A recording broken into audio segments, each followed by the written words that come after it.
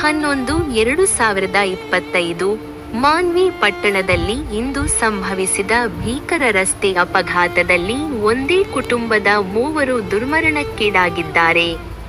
ಹೇಮಾದ್ರಿ ಅವರ ಪತ್ನಿ ನಾಗರತ್ನ ಮತ್ತು ಪುತ್ರ ದೇವರಾಜು ಮೃತಪಟ್ಟ ದುರ್ದೈವಿಗಳು. ಕುಟುಂಬವು ಸೈಕಲ್ ಮೋಟಾರ್ ಮೇಲೆ ಆಧುನಿಗೆ ತೆರಳುತ್ತಿದ್ದಾಗ ಗಂಗಾವತಿಯಿಂದ ಕರ್ನೂಲ್ಗೆ ಹೋಗುವ ದಾರಿಯ ಮಧ್ಯದಲ್ಲಿ ಆಧುನಿ ಪಕ್ಕದ ಒಂದು ಹಳ್ಳಿಯಲ್ಲಿ ಈ ದುರ್ಘಟನೆ ಸಂಭವಿಸಿದೆ. ಸರ್ಕಾರಿ ಬಸ್ಸೊಂದು ಅವರಿಗೆ ಡಿಕ್ಕಿ ಹೊಡೆದಿದೆ. ಅಪಘಾತದ ತೀವ್ರತೆಗೆ 3 ಸ್ಥಳದಲ್ಲೇ ಸಾವನ್ನಪ್ಪಿದ್ದಾರೆ. ಈ ದುರ್ಘಟನೆಯಿಂದ ಮಾನ್ವಿ ಪಟ್ಟಣದಲ್ಲಿ ಶೋಕದ ಛಾಯೆ ಆವರಿಸಿದೆ. ಮೃತರ ಕುಟುಂಬಕ್ಕೆ ಸಾಂತ್ವನ ಹೇಳಲು ನೂರಾರು ಮಂದಿ ಆಗಮಿಸುತ್ತಿದ್ದಾರೆ.